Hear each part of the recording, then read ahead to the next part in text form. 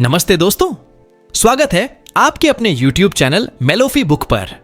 दोस्तों, क्या आपने कभी रात को बिस्तर पर लेटकर सोचा है कि असली खुशी क्या है? सुबह से रात तक भागदौड़, ऑफिस की टेंशन, घर की जिम्मेदारियां और फिर भी मन में एक खालीपन।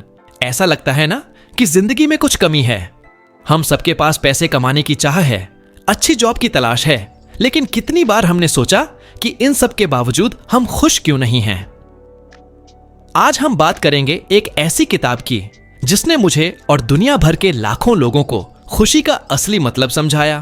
किताब का नाम है द आर्ट ऑफ हैप्पीनेस, जिसे दलाई लामा और हावर्ड कटलर ने लिखा है।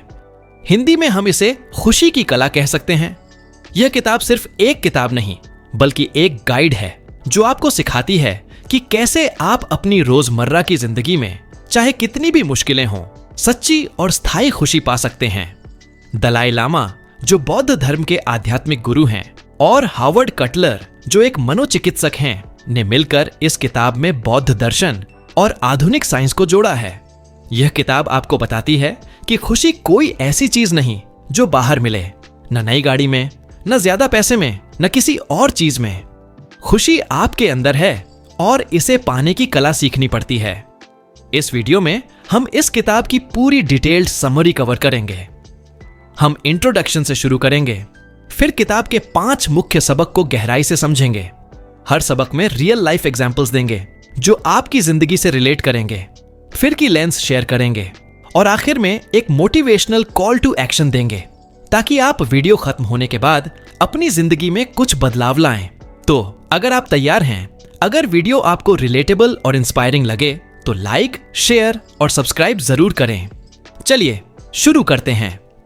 दोस्तों, जरा सोचिए, खुशी का मतलब आपके लिए क्या है?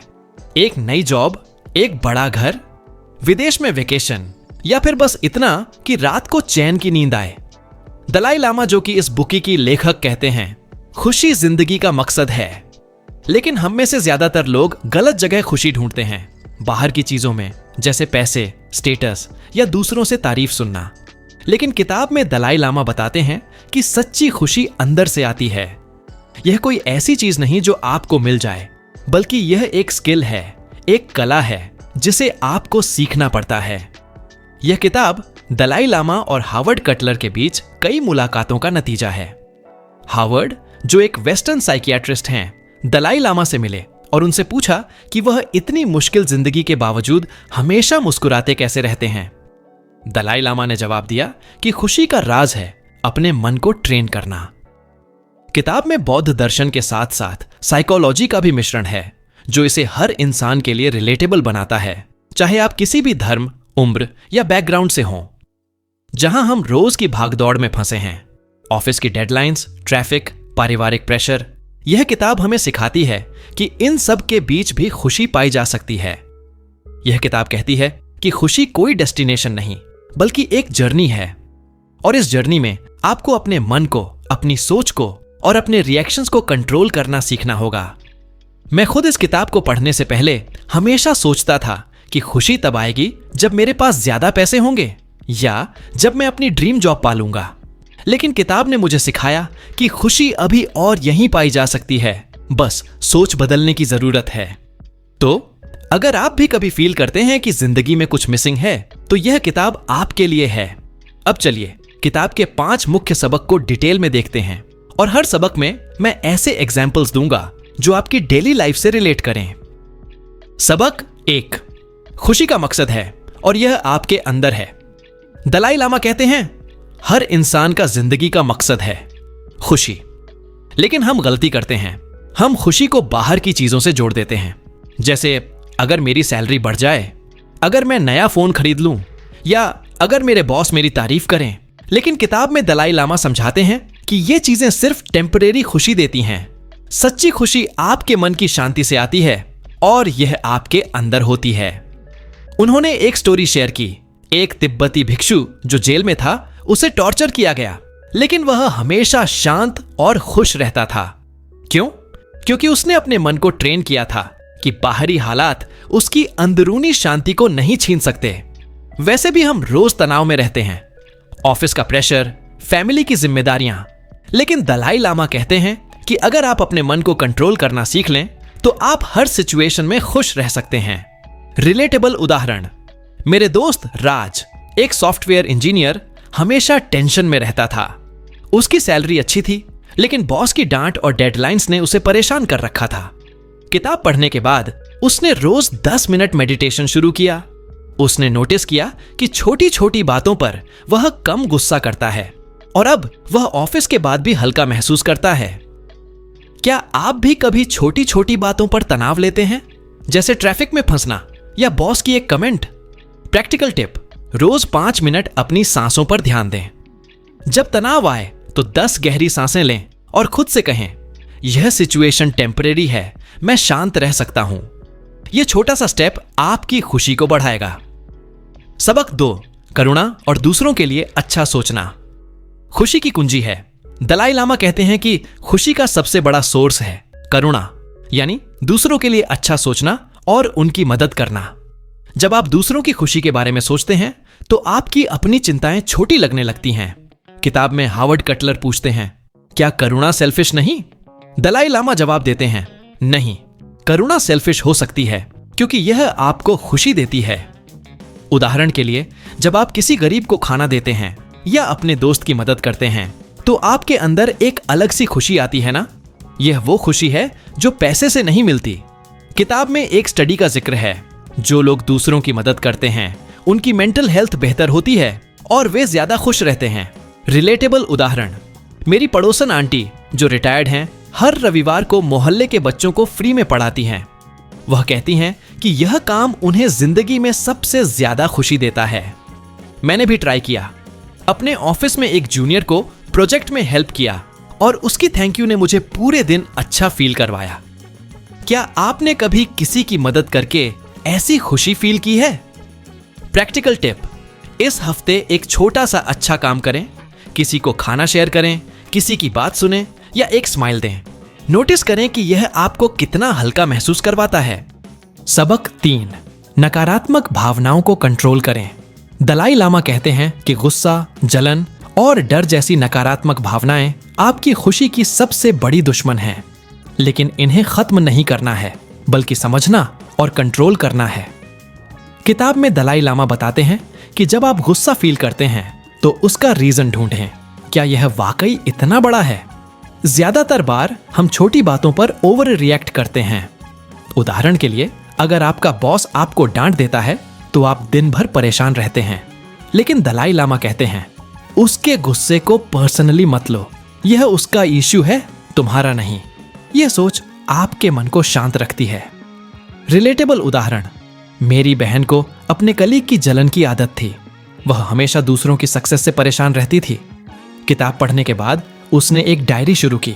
हर बार जब उसे जलन होती, वह लिखती कि इसका रीजन क्या है। धीरे धीरे उसने नोटिस किया कि जलन उसकी अपनी इनसिक्योरिटी थी और उसने खुद को इंप्रूव करने पर फोकस किया। अब वह पहले से ज्यादा खुश है। क्या आप भी कभी जलन या गुस्से में फंस जाते हैं? प्रैक्टिकल टिप, अगली बार जब गुस्सा आए 10 सेकंड रुकें। पूछें, क्या यह गुस्सा मेरी खुशी छीनने लायक है? एक डायरी में अपनी भावनाएं लिखें। यह आपको क्लैरिटी देगा। सबक 4, रिलेशनशिप्स हैं। खुशी का आधार किताब में दलाई लामा कहते हैं कि सच्ची खुशी के लिए मजबूत रिलेशनशिप्स जरूरी हैं। परिवार, दोस्त, कम्युनिटी। हम इंसान सोशल क्रिएचर्स हैं। अगर आपके पास अच्छे रिश्ते हैं तो आपकी जिंदगी में खुशी अपने आप बढ़ जाती है, लेकिन रिश्तों में ईगो, गलतफहमी और अपेक्षाएं आड़े आती हैं। दलाई लामा सलाह देते हैं कि रिश्तों में करुणा और फॉरगिवनेस लाएं। अगर कोई गलती करता है तो उसे माफ करें। अगर कोई आपसे नाराज है तो उनकी बात सुनें। किताब में एक स्टोरी है। एक आदमी ने अपने भाई से सालों तक बात नहीं की थी। दलाई लामा ने उसे सलाह दी कि वह पहला कदम उठाए। उसने भाई को कॉल किया और आज वे फिर से करीब हैं। रिलेटेबल उदाहरण, मेरे एक दोस्त ने अपनी मां से छोटी बात पर 2 साल तक बात नहीं की। किताब पढ़ने के बाद उसने मां को लेटर लिखा और सारी गलतफहमियां सॉल्व कर लीं। अब वह कहता है कि उसकी जिंदगी में एक बड़ा बोझ हल्का हो गया। क्या आपके रिश्तों में भी कोई ऐसी बात है जो ठीक हो सकती है? प्रैक्टिकल टिप, इस हफ्ते किसी पुराने दोस्त को कॉल करें। परिवार के साथ डिनर करें, किसी से माफी मांगें या किसी को माफ करें। यह छोटा कदम आपकी खुशी को दोगुना कर देगा। सबक 5, अभी और यहीं में खुशी ढूंढें। दलाई लामा कहते हैं कि हम हमेशा भविष्य में खुशी ढूंढते हैं, जब मेरी जॉब लगेगी, जब मैं रिटायर होऊंगा, लेकिन खुशी अभी और यहीं में है। किताब में वे कहते हैं कि माइंडफुलनेस यानी प्रेजेंट मोमेंट में जीना खुशी का सबसे आसान तरीका है। उदाहरण के लिए, जब आप खाना खाते हैं तो उसका स्वाद लें। जब आप परिवार के साथ हैं तो फोन साइड रखें। यह छोटी छोटी चीजें आपको खुशी देती हैं। किताब में एक साइंटिफिक स्टडी का जिक्र है। जो लोग माइंडफुलनेस प्रैक्टिस करते हैं उनकी स्ट्रेस लेवल्स 30% तक कम हो जाते हैं। रिलेटेबल उदाहरण, मैं पहले हमेशा फोन में बिजी रहता था। डिनर के वक्त भी व्हाट्सएप चेक करता था। किताब पढ़ने के बाद मैंने एक रूल बनाया, खाने के वक्त फोन नहीं। अब मुझे अपने परिवार के साथ वक्त बिताने में ज्यादा मजा आता है। क्या आप भी फोन में इतने बिजी रहते हैं कि जिंदगी के छोटे पल मिस कर देते हैं? प्रैक्टिकल टिप, रोज 5 मिनट माइंडफुलनेस प्रैक्टिस करें।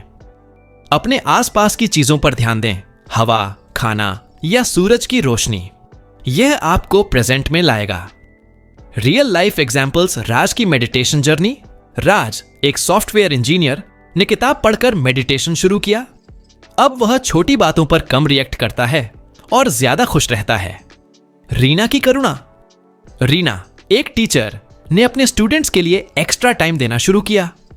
इससे उसे अपने काम में ज्यादा मकसद मिला। किताब का एग्जाम्पल, एक तिब्बती भिक्षु ने जेल में भी खुशी पाई क्योंकि उसने अपने मन को ट्रेन किया था कि लेंस खुशी अंदर है, बाहर की चीजें टेम्परेरी हैं, मन की शांति स्थायी। करुणा, दूसरों की मदद से अपनी खुशी बढ़ाएं। माइंडफुलनेस, अभी में जियो, भविष्य की चिंता छोड़ो। रिलेशनशिप्स, मजबूत रिश्ते बनाएं। नकारात्मक भावनाएं, इन्हें समझें और कंट्रोल करें। दोस्तों, द आर्ट ऑफ हैप्पीनेस हमें सिखाती है कि खुशी कोई दूर की चीज नहीं, यह आपके अंदर है। आज से एक छोटा कदम उठाएं। 5 मिनट मेडिटेशन, किसी की मदद या एक रिश्ता ठीक करें। अगर आप इस किताब को पूरा पढ़ना चाहते हैं तो लिंक डिस्क्रिप्शन में है। अगर यह वीडियो आपको इंस्पायर करता है तो लाइक करें, शेयर करें और मेलोफाई बुक को सब्सक्राइब करें। कमेंट में बताएं कि आपकी खुशी का पहला स्टेप क्या होगा। हो सकता है आपकी स्टोरी किसी और को प्रेरित करे। इस वीडियो को देखने के लिए दिल से शुक्रिया। अब टाइम है एक्शन लेने का। छोटे छोटे कदम आपकी जिंदगी की सबसे बड़ी खुशी की शुरुआत हो सकते हैं। मिलते हैं अगले वीडियो में।